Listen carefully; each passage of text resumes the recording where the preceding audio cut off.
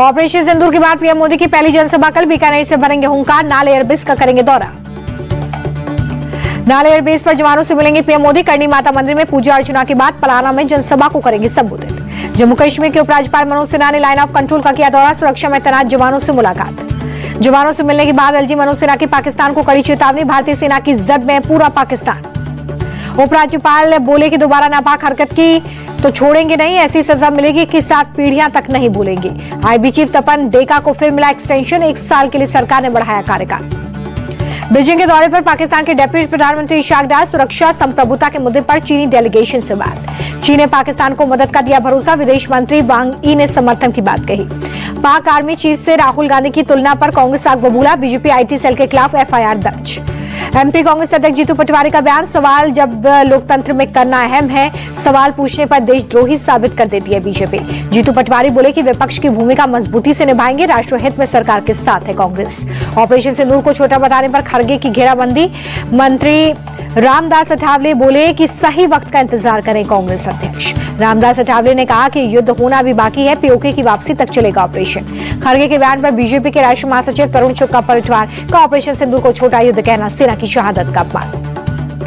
Congress chief खड़गे के छुटपुट युद्ध वाले कमेंट पर बीजेपी प्रवक्ता शहजाद पूनावाला का अटैक। पाकिस्तान की भाषा बोल रहे खड़गे। केंद्रीय मंत्री रामदास अठावले बोले डेलीगेशन में सभी दलों को शामिल किया गया, राजनीति नहीं होनी चाहिए। शिवसेना यूबीटी नेता आदित्य ठाकरे का बयान। आतंकवाद के खिलाफ हम प्राणों की आहुति देने को तैयार, दुनिया को इस लड़ाई में देना चाहिए साथ। एनसीपी सांसद सुप्रिया सूले बोले कि दुनिया के सामने पाक को करेंगे बेनकाब। ये मुद्दा राजनीति का नहीं, राष्ट्रनीति का है। शिवसेना यूबीटी सांसद प्रियंका चतुर्वेदी का बयान। पाकिस्तान को दुनिया में एक्सपोज करना जरूरी, आतंक का वैश्विक केंद्र बन चुका है पाकिस्तान।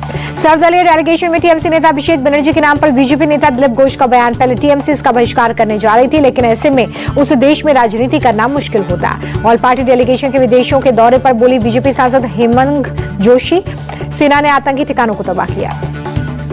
ऑल पार्टी डेलीगेशन में शामिल बीजेपी सांसद अपराजिता सारंगी का बयान। दुनिया को सीमा पर आतंकवाद पर भारत का रुख बताएंगे।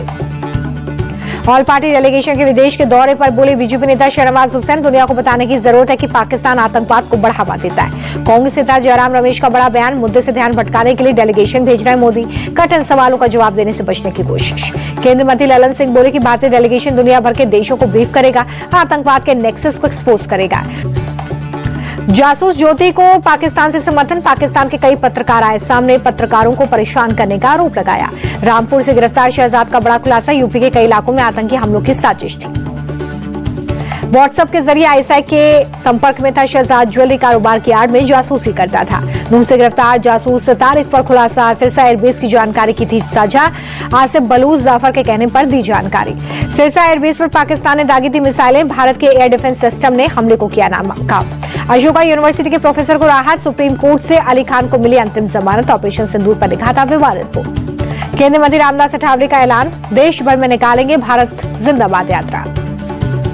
दिल्ली में कैबिनेट मंत्री मनजिंदर सिरसा की अगुवाई में निकाली गई तिरंगा यात्रा। बड़ी संख्या में सिख समाज के लोग शामिल। तालकटोरा स्टेडियम से इंडिया गेट तक भारत माता की जय के नारे लगाए गए। कैबिनेट मंत्री मनजिंदर सिरसा शामिल हुए। राजस्थान की बूंदी में सेना के सम्मान में तिरंगा यात्रा। लोकसभा स्पीकर ओम बिरला शामिल। दिल्ली में सेना के सम्मान में तिरंगा यात्रा। सीएम रेखा गुप्ता शामिल। मंत्री मनजिंदर सिरसा और आशीष सूद ने भी लिया हिस्सा। छत्तीसगढ़ के नारायणपुर में बड़ा नक्सली ऑपरेशन। सुरक्षा बलों ने 27 नक्सलियों को ढेर किया। एनकाउंटर में मोस्ट वांटेड नक्सली बासव राजू को मार गिराया गया। बासव राजू पर 1 करोड़ रुपए का इनाम था। नक्सलियों के खिलाफ सफल ऑपरेशन से पीएम मोदी गदगद। लाल आतंक को जड़ से खत्म करने की दोहराई बात। 27 नक्सलियों से सफाई पर गृह मंत्री अमित शाह ने जताई खुशी। एक्सपोस्ट पर लिखा मार्च 2026 तक नक्सलवाद का हो जाएगा सफाया। पूर्व मुख्यमंत्री भूपेश बघेल ने सफल ऑपरेशन पर सुरक्षा बलों को दी बधाई। शहीद हुए जवान के हौसले को भी किया नमन। वन नेशन वन इलेक्शन पर बीजेपी सांसद पीपी चौधरी बोले कि 1967 तक देश में एक साथ चुनाव हुए, समय और संसाधनों की बचत होगी। उत्तराखंड के सीएम पुष्कर सिंह धामी का बयान। जनता भी चाहती है कि देश में एक बार में ही हो चुनाव।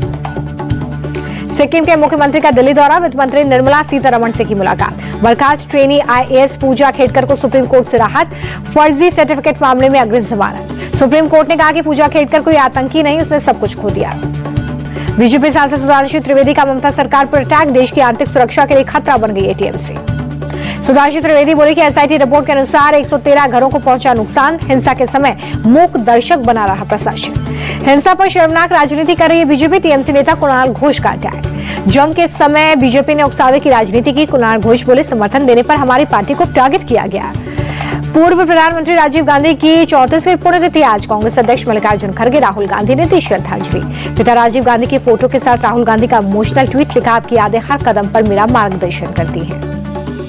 राजीव गांधी की पुण्यतिथि पर खड़गे का ट्वीट लिखा, 21वीं सदी के भारत के निर्माण में राजीव गांधी का अद्वितीय भूमिका।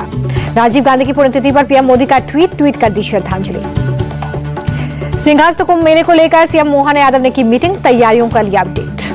रायपुर में मालगाड़ी के 2 डब्बे पटरी से उतरे, किसी के हताहत होने की जानकारी नहीं। दिल्ली विधानसभा में वीर सावरकर और मदन मोहन मालवीय की लगेगी मूर्ति, जनरल प्रपोज कमेटी ने प्रस्ताव पर लगाई मोहर। अहमदाबाद के चंदोला में दूसरे दिन भी बुलडोजर एक्शन जारी, अवैध निर्माण को ध्वस्त किया गया।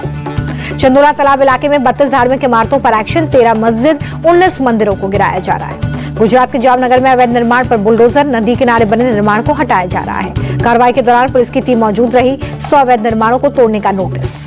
ग्रेटर नोएडा में चला प्रशासन का बुलडोजर, 65 बीघा जमीन से अवैध कब्जा हटाया गया।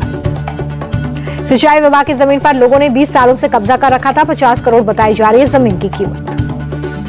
मुंबई एयरपोर्ट पर कस्टम विभाग की बड़ी कार्रवाई, भारी मात्रा में कैश ज्वेलरी के साथ एक आरोपी को पकड़ा। दिल्ली एनसीआर में अचानक बदला मौसम का मिजाज, कई इलाकों में पेड़ उखड़े, ओले भी गिरे। हैदराबाद में भी मौसम का मिजाज बदला, कई इलाकों में झमाझम बारिश। उत्तराखंड के खटीमा में बदला मौसम का मिजाज, शहर के कई इलाकों में बारिश, तापमान में गिरावट।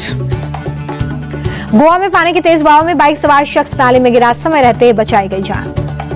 अयोध्या में राम मंदिर के निर्माण का काम पूरा, 3 से 5 जून तक राम दरबार की होगी प्राण प्रतिष्ठा। तेजी के साथ बंद हो गया शेयर बाजार, सेंसेक्स 410, निफ्टी 129 अंक चढ़ा। अमेरिकी डॉलर के मुकाबले रुपए में 1 पैसे की मामूली गिरावट, $1 की कीमत 50 रुपए 59 पैसे। सोने की कीमतों में 1,502 रुपए का उछाल, 24 कैरेट सोने का दाम 95,309 रुपए।